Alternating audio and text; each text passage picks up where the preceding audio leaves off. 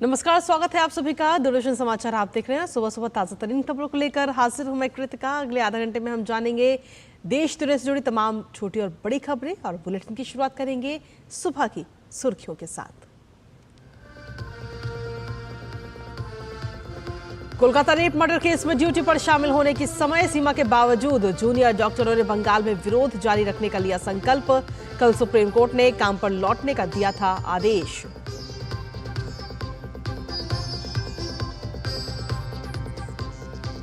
जम्मू कश्मीर के लिए कांग्रेस ने जारी की तीसरी सूची, चुनावी मैदान में उतारे 19 उम्मीदवार। वहीं हरियाणा भाजपा कोर ग्रुप की अमित शाह के आवास पर हुई बैठक में बची हुई विधानसभा सीटों के प्रत्याशियों को लेकर हुआ मंथन।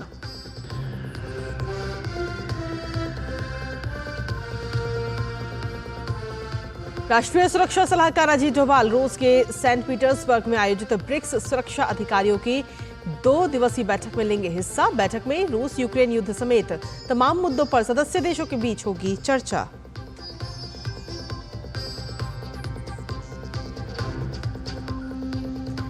और अमेरिका में आज पूर्व राष्ट्रपति डोनाल्ड ट्रंप और कमला हैरिस के बीच होगी प्रेसिडेंशियल डिबेट। 90 मिनट की लाइव बहस में इकोनॉमी, इमिग्रेशन और एबॉर्शन लॉ जैसे मुद्दे छाए रहने की उम्मीद।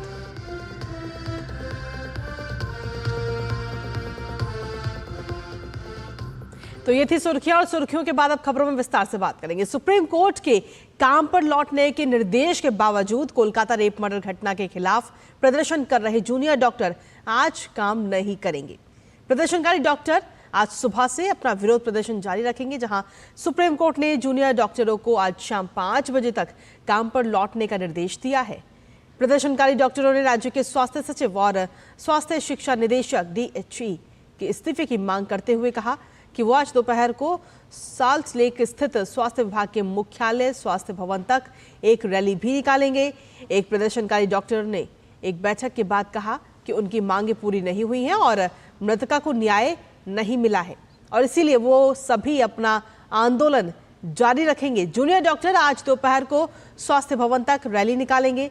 जूनियर डॉक्टर पिछले करीब 1 महीने से काम पर नहीं लौटे हैं और इससे पहले सुप्रीम कोर्ट ने डॉक्टरों को काम पर तत्काल लौटने का निर्देश देते हुए कल कहा था कि विरोध प्रदर्शन कर्तव्य की कीमत पर नहीं किया जा सकता।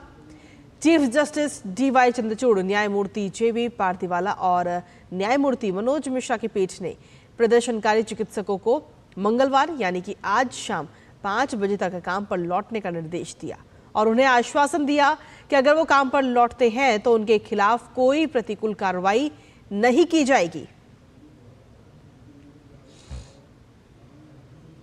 वहीं आप बात करेंगे उत्तराखंड की, जहां सोनप्रयाग मनकटिया के भूस्खलन क्षेत्र में एक पहाड़ी से गिरे पत्थर की चपेट में आने की वजह से एक व्यक्ति की मौत हो गई और 3 लोग घायल हो गए। घायलों को अस्पताल में भर्ती कराया गया। वहीं मुख्यमंत्री पुष्कर सिंह धामी ने इस हादसे पर शोक व्यक्त किया है। मुख्यमंत्री पुष्कर सिंह धामी ने बताया कि सूचना मिलते ही SDRF, NDRF और सोनप्रयाग के सेक्टर मजिस्ट्रेट को तुरंत बचाव राहत के लिए भेजा गया। उन्होंने कहा कि बचाव दल ने मौके पर पहुंचकर तेजी से कार्रवाई की और इस दौरान एक व्यक्ति का शव और 3 घायलों को वहां से बाहर निकाला गया है। मुख्यमंत्री ने कहा कि बचाव अभियान अभी भी जारी है और सरकार की ओर से हर संभव मदद मुहैया कराई जाएगी।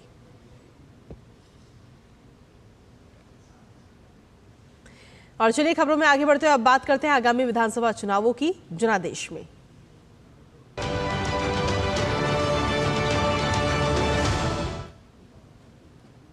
हरियाणा विधानसभा चुनाव को लेकर गृह मंत्री अमित शाह के आवास पर बीते कल देर रात तक बीजेपी नेताओं की बैठक हुई और इस बैठक में भारतीय जनता पार्टी के अध्यक्ष JP नड्डा, चुनाव प्रभारी धर्मेंद्र प्रधान, सह प्रभारी विप्लव कुमार देव सहित हरियाणा कोर ग्रुप के कई नेता मौजूद रहे। माना जा रहा है कि हरियाणा विधानसभा चुनाव को लेकर बीजेपी उम्मीदवारों की दूसरी सूची जल्द जारी हो सकती है और उससे पहले हुई ये बैठक काफी अहम मानी जा रही है। बीजेपी अपने 67 उम्मीदवारों को सूची पहले ही जारी कर चुकी है, जिसमें कई मौजूदा विधायकों को टिकट नहीं दिया गया, जबकि बड़ी संख्या में नए चेहरे भी मैदान में उतारे गए हैं। अब गौरतलब है कि भारतीय जनता पार्टी हरियाणा में जल्द ही अपने चुनाव अभियान को और भी तेज करने वाली है। ये तो बात रही हरियाणा की, लेकिन हरियाणा के साथ ही आपको बता दें कि जम्मू कश्मीर में भी विधानसभा चुनाव है और इन चुनावों के लिए कांग्रेस ने 19 उम्मीदवारों की तीसरी सूची अपनी जारी कर दी है। आपको बता दें कि लंगेट विधानसभा सीट से इरशाद अबगनी, सोपोर सीट से हाजी अब्दुल राशिद डार, बंगुरा क्रीरी सीट से advocate Irfan Hafeez loan, Udhampur waste seat से सुमित मंगोत्रा, रामनगर सुरक्षित सीट से मूल राज को अपना उम्मीदवार कांग्रेस ने बनाया है और इसी तरह बनी विधानसभा सीट से काजल राजपूत, बिलावर सीट से मनोहर लाल शर्मा, बसोली सीट से लाल सिंह, जसरोहटा सीट से ठाकुर बलबीर सिंह, हरिनगर सीट से राकेश चौधरी जाट, रामगढ़ सुरक्षित सीट से यशपाल कुंदल, सांबा सीट से कृष्णदेव सिंह, बिस्नहा सुरक्षित सीट से नीरज कुंदन, RS पुरा जम्मू साउथ से रमन भल्ला, बाहू से TS टोनी, जम्मू ईस्ट से योगेश, नगरोट से बलबीर सिंह, जम्मू वेस्ट से ठाकुर मनमोहन सिंह और बरह सुरक्षित सीट से मुलाराम को टिकट दिया गया है।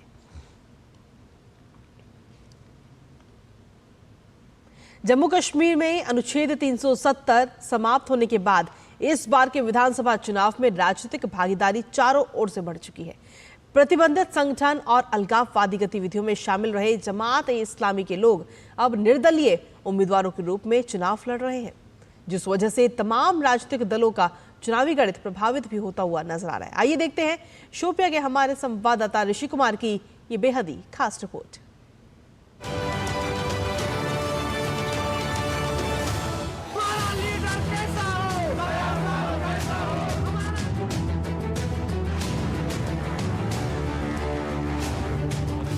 जम्मू कश्मीर चुनाव में अलगाववाद से चुनावी भागीदारी तक कभी लोकतंत्र को देते थे चुनौती, अब जम्मू कश्मीर के चुनावी मैदान में उतर रहे हैं अलगाववादी नेताओं का चुनाव लड़ना कश्मीर में बदलते राजनीतिक परिदृश्य को दर्शा रहा है।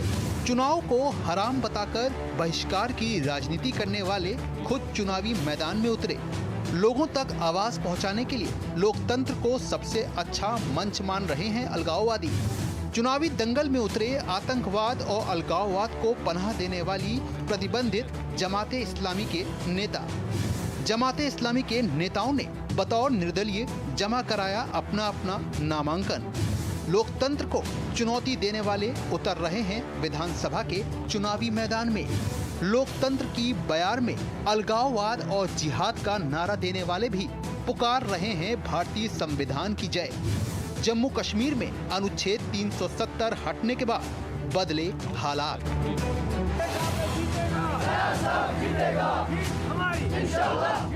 जम्मू कश्मीर में जमात-ए-इस्लामी पर राजनीतिक गतिविधियों में भाग लेने पर प्रतिबंध अगले 5 सालों तक है, लेकिन इस बार के विधानसभा चुनाव में जमात के लोग निर्दलीय उम्मीदवारों के रूप में चुनाव लड़ रहे हैं और जमात उन्हें समर्थन दे रही है। पैनल से जो हुक्म आया है, इसके जनरल सेक्रेटरी साहब जो है ना, उन्होंने बयान दिया है पिछले 2 दिन पहले कि हमारा कैंडिडेट है जनापुरा में एजाज अहमद मीर साहब, उसको हम समर्थन देते हैं। हम इसको अपना समर्थन भी देंगे, अपने परिवार में, अपने इलाकों में, अपने गांव जाकर डोर टू डोर जाएंगे और इसके लिए कैंपेन चलाएंगे और इसको हम भरपूर साथ देंगे। जमात के नेताओं का कहना है कि वो संविधान के तहत राजनीतिक भागीदारी में शामिल होना चाहते थे, लेकिन प्रतिबंध होने की वजह से अब अपने लोगों को निर्दलीय उम्मीदवार के रूप में समर्थन दे रहे हैं। पैनल जो है वो भी जो भी फैसला करेंगे, जमात का हर एक रुकन हो वो उसके समर्थन में है। लिहाजा ऊपर से हुक्म आया कि आप एजाज अहमद मीर को सपोर्ट करो, हम करेंगे। और जमात इस्लामी जमहूरियत पर यकीन रखती है। पहले हमारा ये यकीन था कि जमात से बैन उठ जाए, हम खुद सियासत में दाखिल हो जाएंगे और खुद लोगों का समर्थन ले लेंगे, लेकिन बैन नहीं हुई। हमारा लीडर कैसा हो? जमात ने 1987 में आखिरी बार मुस्लिम यूनाइटेड फ्रंट के बैनर तले समान विचारधारा वाले राजनीतिक दलों के साथ गठबंधन करके विधानसभा चुनाव लड़ा था, जिसके बाद से जमात ने जम्मू कश्मीर में चुनावों का बहिष्कार किया।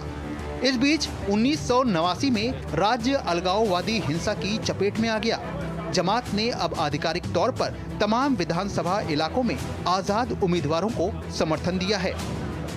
जो यहाँ मेन 2 पार्टीज हैं, नेशनल कॉन्फ्रेंस और PDP, वो दोनों एक दूसरे को अब नहीं कोस रहे हैं। वो सारा जो इल्ज़ाम तराशी है, जो प्रोपेगेंडा है, सारा मेरे खिलाफ कर रहे हैं। तो इसी से आपको अंदाज़ा लग गया होगा कि लोग कितने सपोर्ट में है मेरे। तो खुदा के फजल करम से अब तो जमात इस्लामी भी मुझे सपोर्ट कर रही है। जो पिछले इंतखाबात हुए हैं पार्लियामेंट के, वो फ्री और फेयर इलेक्शन हुए हैं, उनको देखकर हमने फैसला किया है कि हमें आगे आना चाहिए। हाँ, हम तैयार थे कि अगर जमात पर बैन न होती, अगर जमात बैन से बरी होती, तो जमात एज ए पार्टी का इलेक्शन लड़ती। जमात का फैसला इस धार्मिक राजनीतिक संगठन की नीति में एक बड़ा बदलाव दर्शाता है। चुनावी राजनीति में जमात की दोबारा एंट्री से कश्मीर में चुनावी राजनीति में बदलाव की उम्मीद है। Rishi Kumar, DD news, Shopian.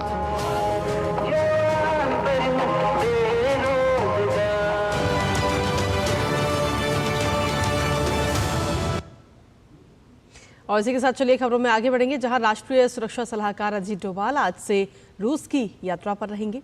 अजीत डोभाल रूस के सेंट पीटर्सबर्ग में आयोजित ब्रिक्स सुरक्षा अधिकारियों की 2 दिवसीय इस बैठक में हिस्सा लेंगे और इस बैठक में रूस यूक्रेन युद्ध समेत तमाम मुद्दों पर सदस्य देशों के बीच चर्चा होगी।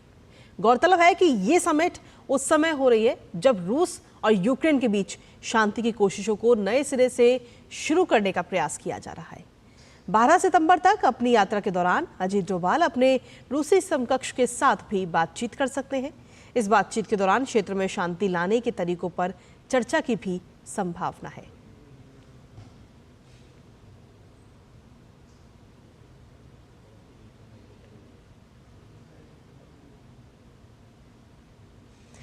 अखिल भारतीय आयुर्विज्ञान संस्थान यानी एम्स आज नई दिल्ली में एक समर्पित तंबाकू मुक्ति क्लिनिक TCC शुरू करने जा रहा है और इसका उद्देश्य है भारत में तंबाकू के सेवन से उत्पन्न स्वास्थ्य समस्याओं का समाधान करना है। TCC क्लिनिक राष्ट्रीय औषधि निर्भरता उपचार केंद्र NDDTC और एम्स के पल्मोनरी सहित दूसरे विभाग के प्रयास से शुरू किया जा रहा है। एम्स दिल्ली के निदेशक प्रोफेसर M श्रीनिवास ने एक बयान में कहा कि एम्स की तंबाकू मुक्त पहल के तहत TCC एक महत्वपूर्ण कदम है। साथ ही उन्होंने कहा कि ये क्लिनिक तंबाकू की लत से जूझ रहे लोगों की भी मदद करेगा।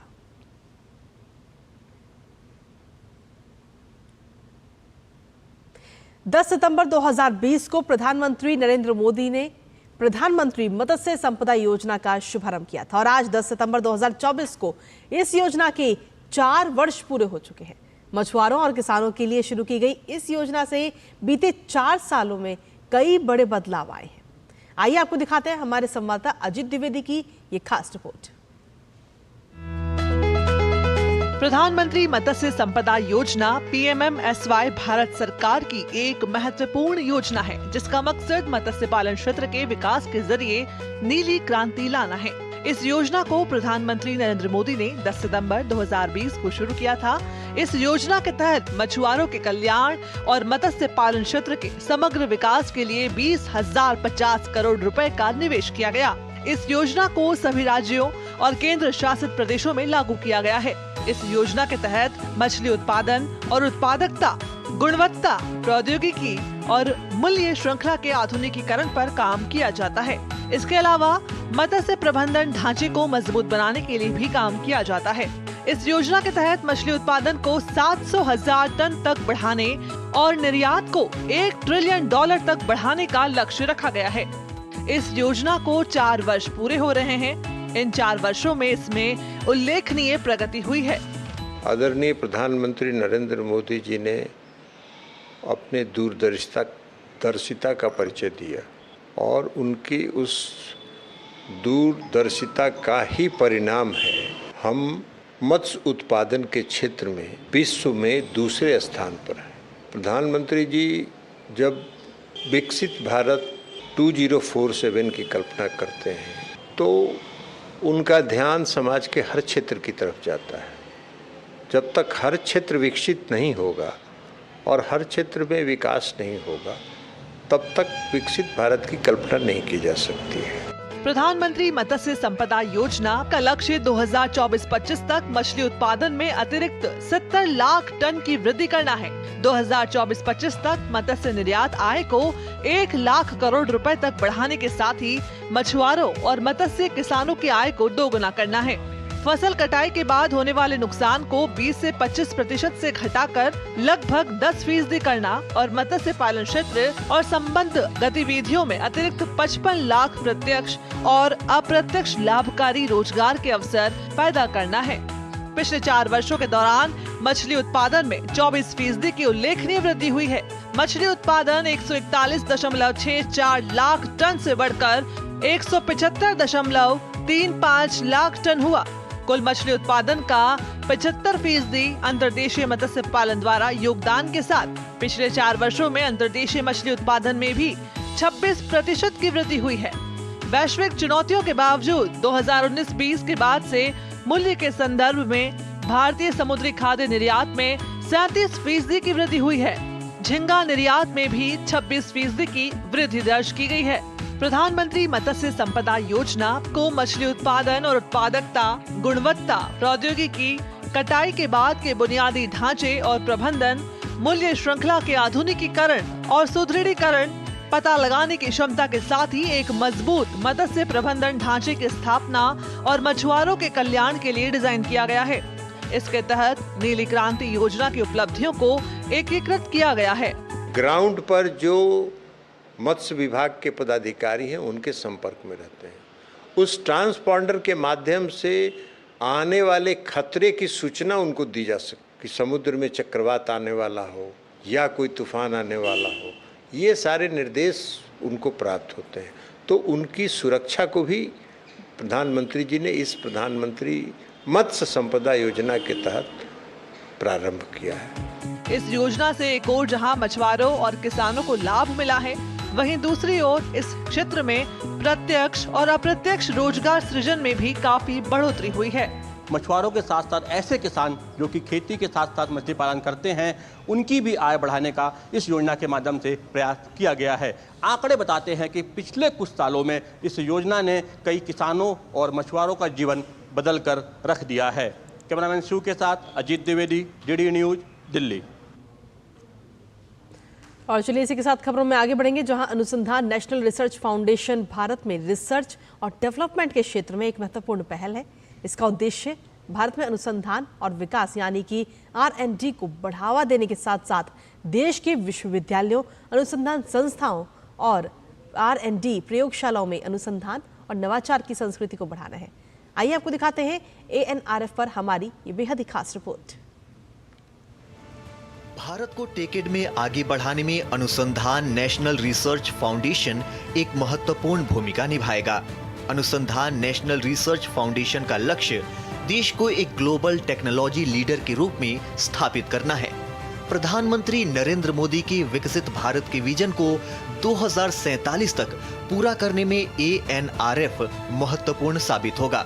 ANRF रिसर्च और डेवलपमेंट को बढ़ावा देने के साथ साथ भारत को ज्ञान आधारित अर्थव्यवस्था के रूप में तब्दील करेगा। The Anusandhan National Research Foundation is a game changer for research in India and will play a crucial role in the country's rapid progress towards a Viksit Bharat.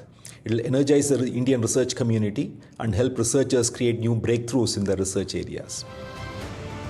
जय जवान, जय किसान और अटल बिहारी वाजपेयी के जय विज्ञान के नारे में जय अनुसंधान जोड़ते हुए पीएम मोदी ने देश में वैज्ञानिक अनुसंधान और विकास के एक नए युग का आह्वान किया था। राष्ट्रीय नीति के मूल में विज्ञान, प्रौद्योगिकी और नवाचार को रखकर ANRF भारतीय वैज्ञानिकों, टेक्नोक्रेट और इनोवेटर्स की अगली पीढ़ी को बढ़ावा देने में महत्वपूर्ण साबित होगा। इससे भारत से हो रहे ब्रेन ड्रेन को रोकने में मदद मिलेगी। ANRF एक ऐसा मंच प्रदान करेगा जो न केवल वैज्ञानिक रिसर्च को बढ़ाएगा बल्कि भारतीय मूल्यों में निहित सामाजिक आर्थिक विकास को भी बढ़ावा देगा। One of the important goals of ANRF is to provide high-level strategic directions in research, innovation and entrepreneurship in all areas of science, engineering and technology. The ANRF will focus on capacity building, industry-aligned translational research and also on fundamental and basic research. अनुसंधान national research foundation global technological ecosystem में भारत को एक रणनीतिक बढ़त दिलाने में अग्रणी भूमिका निभाएगा। ANRF की मदद से quantum computing, AI, 6G, semiconductor, renewable energy और सस्टेनेबल एनर्जी के क्षेत्र में अनुसंधान को आगे बढ़ाने में मदद मिलेगी। तेजी से बदलते वैश्विक परिदृश्य में भारत अमेरिका और चीन जैसे देशों के साथ रिसर्च और टेक्नोलॉजी के क्षेत्र में बराबरी करने के लिए पूरी तरह से तैयार है। Honorable Prime Minister has launched the ANRF, which is going to transform the whole country in terms of research and technology development. ANRF Bharat के विश्वविद्यालयों, कॉलेजों और शोध संस्थानों में R&D को बढ़ावा देगा, वहीं दूसरी तरफ प्रयोगशालाओं में अनुसंधान और नवाचार की संस्कृति को बढ़ाएगा। साथ ही इससे शिक्षाविदों, उद्योग जगत और सरकारी संस्थाओं के बीच सहयोग बढ़ाने में भी मदद मिलेगी। ANRF शोधकर्ताओं, सरकारी संस्थानों और निजी क्षेत्र के बीच समन्वय स्थापित करेगा। इस पहल से अनुसंधान से जुड़े संस्थानों के प्रशासनिक ढांचा भी मजबूत होगा। Bureau report, DD news. और इसी के साथ चलिए खबरों में आगे बढ़ेंगे, जहां आपको बता दें कि राष्ट्रीय शिक्षा नीति के तहत केंद्र सरकार ने 2022 में उल्लास नव भारत साक्षरता कार्यक्रम की शुरुआत की है। इस कार्यक्रम का मकसद देश में पूर्ण साक्षरता के लक्ष्य को हासिल करना है। उल्लास कार्यक्रम ने देश में साक्षरता की मुहिम छेड़ी है और अब तक 1.5 करोड़ से ज्यादा लोगों को इसका लाभ भी मिला है। 15 साल से ऊपर के वयस्क जो औपचारिक स्कूली शिक्षा से वंचित रह चुके हैं, उन्हें इस कार्यक्रम के जरिए साक्षर बनाया जा रहा है। आइए देखते हैं ये रिपोर्ट। कल्पना कीजिए एक ऐसा भारत जहां हर इंसान अपने सपने को साकार करने के लिए पढ़ लिख सके और जहां ज्ञान की रोशनी की चमक से हर चेहरा चमके। ये अब संभव हो रहा है उल्लास की वजह से। उल्लास यानी नव भारत साक्षरता कार्यक्रम, जिसकी शुरुआत केंद्र सरकार ने 2022 में की। राष्ट्रीय शिक्षा नीति के तहत शुरू किए गए इस कार्यक्रम का लक्ष्य देश में पूर्ण साक्षरता के लक्ष्य को हासिल करना है। उल्लास केवल एक योजना नहीं, बल्कि एक जन आंदोलन है, एक ऐसा आंदोलन जो लाखों लोगों के जीवन को बदल रहा है। 15 साल से ऊपर के लोग जो किसी वजह से औपचारिक स्कूली शिक्षा से वंचित रह गए, वो उल्लास के माध्यम से पढ़ना लिखना सीख रहे हैं। प्रधानमंत्री जी की इस उल्लास जो उन्होंने चलाई है ये मुहिम, ये बहुत अच्छी चलाई है। हमारे जैसे जो अनपढ़ लोग हैं उनको शिक्षित बनाया उन्होंने, हमको इस लायक बनाया कि आज हम लिख भी सकते हैं, पढ़ भी सकते हैं। इसके लिए मैं प्रधानमंत्री जी का बहुत तहे दिल से धन्यवाद करना चाहती हूँ। मैं पढ़ना लिखना नहीं जानती थी, अब मेरे को पढ़ना लिखना आ गया है। मेरे को मोबाइल भी पहले पढ़ा नहीं जाता था, मोबाइल से या बस का नंबर वगैरह जो लिखा होता है बस में, वो सब मेरे को पढ़ना आ गया है। जन जन साक्षर के मिशन के साथ उल्लास कार्यक्रम को वर्ष 2022 से 2027 के दौरान लागू किया जा रहा है। ये कार्यक्रम गैर साक्षर लोगों को मूलभूत साक्षरता मुहैया कराने के साथ साथ उन्हें वित्तीय और डिजिटल साक्षरता जैसे जरूरी जीवन कौशल से भी परिचित कराता है। कार्यक्रम के तहत वर्ष 2022 से 2027 के दौरान 5 करोड़ यानी हर साल 1 करोड़ लोगों को मूलभूत साक्षरता मुहैया कराने का लक्ष्य रखा गया है।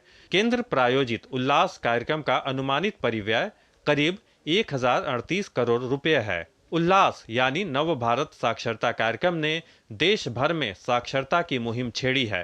कार्यक्रम के जरिए अब तक 1.5 करोड़ से अधिक लोग साक्षरता की ओर कदम बढ़ा चुके हैं। साथ ही 37 लाख से अधिक स्वयंसेवी शिक्षक भी अब तक इससे जुड़ चुके हैं।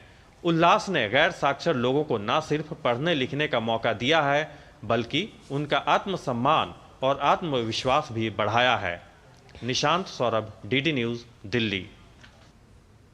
और साथ ही आपको बता दें कि देश भर में पोषण माह का आयोजन किया जा रहा है और इसी सिलसिले में उत्तराखंड के पौड़ी गढ़वाल में पोषण मेले का आयोजन किया गया। इस मेले में गर्भवती महिलाओं को टीकाकरण, उनके स्वास्थ्य की जांच, गर्भस्थ शिशु और उसके स्वास्थ्य के संबंध में जानकारियां दी गई, ताकि बच्चे के जन्म के बाद बच्चे और मां दोनों ही स्वस्थ रहे। आप देखिए ये बेहद ही खास रिपोर्ट और इसी के साथ मुझे और हमारी टीम को दीजिए अनुमति। नमस्कार। उत्तराखंड के पौड़ी गढ़वाल के दुगड्डा ब्लॉक सभागार में पोषण मेला का आयोजन किया गया। ग्राम विकास विभाग और बाल विकास विभाग द्वारा संयुक्त रूप से आयोजित पोषण मेला में दुगड्डा ब्लॉक के विभिन्न क्षेत्रों से आई महिलाओं और बच्चों ने कार्यक्रम में हिस्सा लिया। कार्यक्रम में गर्भवती महिलाओं को टीकाकरण, उनके स्वास्थ्य की जांच और उनके पेट में पल रहे शिशु और उसके स्वास्थ्य के संबंध में जानकारी दी गई। जो हमारी पहाड़ की महिलाएं हैं वो अपने स्वास्थ्य का बिल्कुल ध्यान नहीं रखती हैं, स्पेशली जो गर्भवती महिलाएं होती हैं। आप भी जानते हैं कि उनको पोषण की बहुत आवश्यकता होती है, लेकिन वो उस तरीके से यहाँ पे ध्यान नहीं रखती हैं अपना। तो मेन इस कार्यक्रम का यही उद्देश्य था कि हम उनको समझाएं, हम उनको बताएं कि उनको किस तरीके का पोषण लेना है, किस तरीके से अपना ध्यान रखना है, अपने आने वाले बच्चे का ध्यान रखना है। पोषण मेला का हमने आयोजन किया है। इसमें हमारी तमाम कार्यकर्ती और सुपरवाइजर अन्य जो टीम है, इसमें गोद भराई से लेके और पोषण किट और अन्य जितनी हमारी सरकारी स्कीम्स है उनके द्वारा लाभार्थियों को लाभान्वित किया गया है। लगभग हमारी जो कार्यकर्ती बहनें थी सारी सेंटर की सभी आई थी और उसमें विभिन्न जो हमारे पार्टिसिपेंट थे, लगभग 27 पार्टिसिपेंट हमारे जो प्रतिभागी थे जिनको हमने लाभान्वित यहाँ पे किया है। जो हमारे कुपोषित और अति कुपोषित बच्चे हैं हमारे ब्लॉक में, हमारी परियोजना में, उन सभी बच्चों को पोषण किट दी गई, स्वच्छता किट का भी वितरण किया गया और जिन बच्चों को अन्नप्राशन कराया उन्हें हमने छोटे छोटे गिफ्ट दिए। जितनी भी धात्री महिलाएं थी या जिनके कुपोषित या अति कुपोषित बच्चे थे, हमारी आशा वर्कर, हमारी आंगनवाड़ी वर्कर और जो हमारे स्वास्थ्य विभाग है उनके कर्मचारी अधिकारीगण सभी लोग यहाँ पे उपस्थित रहे।